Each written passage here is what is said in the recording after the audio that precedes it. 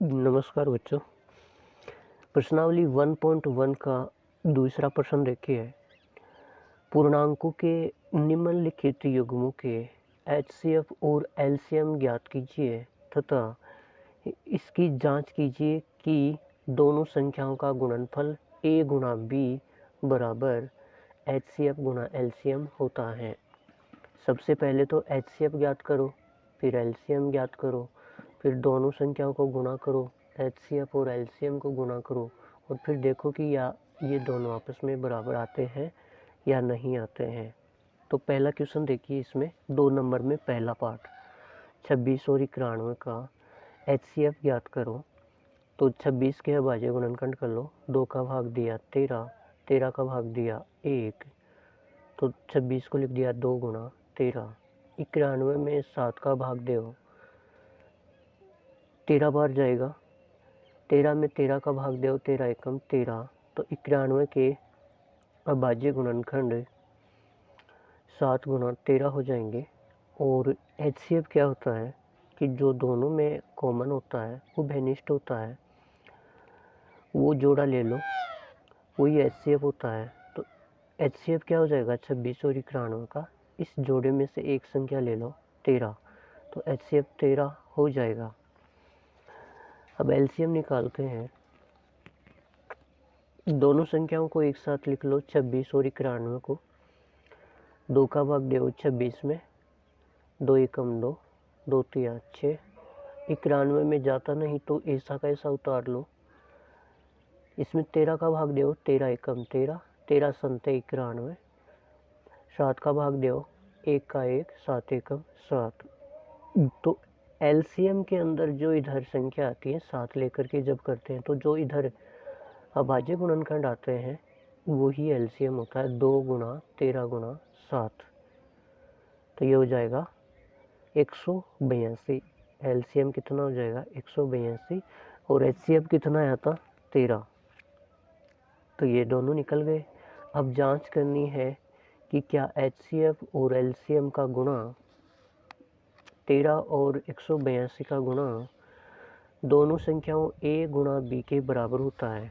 तो 26 गुणा 91 है दोनों संख्याएं, तो जब इनको गुना किया तो दोनों बराबर है। इसका मतलब ये बात सत्य है कि दो संख्याओं का गुणा पहली संख्या गुणा दूसरी संख्या बराबर एचसीएफ गुणा एलसीएम होता है। एलएचएस बराबर आरएचएस, ये सिद्ध होता है। प्रश्न नंबर 2 देखिए। 510 और 92 का एचसीएफ और एलसीएम ज्ञात कीजिए तथा ये भी जांच कीजिए कि इस पहली संख्या और दूसरी संख्या का गुणा बराबर होता है इनके एलसीएम और गुणा एचसीएफ के। तो पहले एचसीएफ निकाल लेते हैं। 510 के अभाज्य गुणनखंड करो।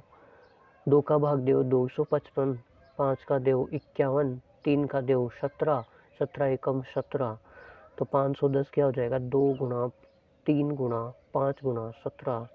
92 के अभाज्य गुणनखंड कर लो।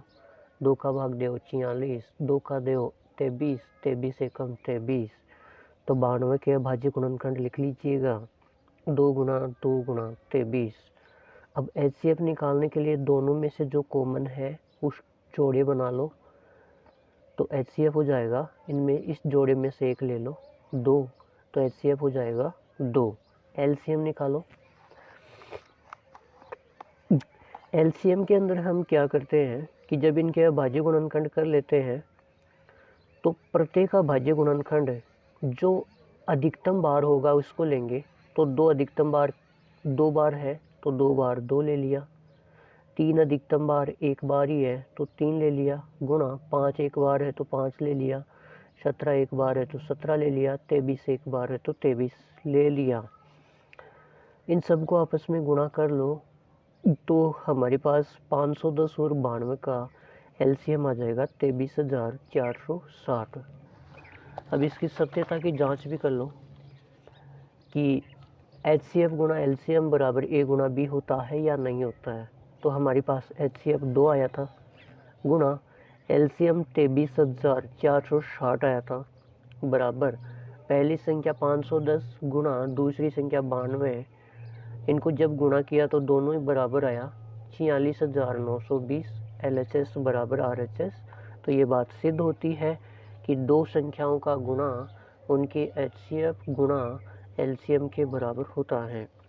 तीसरा पार्ट देखिए, दूसरे क्वेश्चन का ये तीसरा पार्ट है। ये 336 और 54 के अभाज्य गुणनखंड करके HCF ज्ञात करो, LCM ज्ञात करो और ये भी जांच करो कि HCF गुणा LCM बराबर पहली संख्या गुणा दूसरी संख्या होता है। तो 54 के अभाज्य गुणनखंड कर लेते हैं। 2 का भाग दिया 27, 3 का दिया 9, 3 का भाग दिया 3 तिया 9, 3 का दिया 1। 336 में 2 का भाग दिया 168, फिर 2 का भाग दिया 84, 2 का भाग दिया 84 में तो 42, 42 में 2 का भाग दिया तो 21, 21 में 3 का भाग दिया 7, 7 में 7 का भाग दिया तो 7 एकम 7, 1 आ गया। अब इनको लिख लो। 336 के अभाज्य गुणनखंड 2 गुना 2 गुना 2 गुना 2 गुना 3 गुना 7। 54 के अभाज्य गुणनखंड 2 गुना 3 गुना 3 गुना 3। HCF निकालने के लिए दोनों में जो उभयनिष्ठ होता है, जो कॉमन होता है उसको लेते हैं। तो एक तो ये 2 कॉमन है दोनों में और एक ये 3 कॉमन है और कुछ भी कॉमन नहीं है, क्योंकि यहाँ पे 3 है तो ऊपर वाले में 3 नहीं है, इसलिए ये 2 ही नंबर कॉमन है आपस में। तो HCF कितना हो जाएगा, 1 2 इसमें ले लो गुणा 1 3 इसमें से ले लो, बराबर कितना आ गया 6। तो 336 और 54 का HCF कितना आ गया 6। अब एक तरीका तो LCM निकालने का ये होता है कि दोनों संख्याओं को एक साथ लिख लेते हैं और फिर अभाज्य गुणनखंड करते हैं। जो अभाज्य गुणनखंड आते हैं उनको आपस में गुणा कर लेते हैं तो LCM आ जाता है। या हम लोग ऐसे भी कर सकते हैं कि ये जो अभाज्य गुणनखंड है इन दोनों के, उनमें से प्रत्येक अभाज्य गुणनखंड को लेना है जो सबसे अधिक बार आया है। तो दो ज़्यादा सबसे अधिक बार कितनी बार आया है, 1 2 3 4 बार आया है, तो 2 को 4 बार लिख लो, 1 2 3 4। अब 3 देखो, 3 1 2 3 बार आया है अधिकतम, तो 3 बार लिख लो, 1 2 3। 7 एक बार ही आया है तो 7 लिख लो। इनको आपस में मल्टीप्लाई कर लो, गुणा कर लो, तो हमारे पास में LCM आ जाएगा 3024। अब देखिए, हमें ये भी सिद्ध करना है कि पहली संख्या गुणा दूसरी संख्या बराबर HCF गुणा LCM।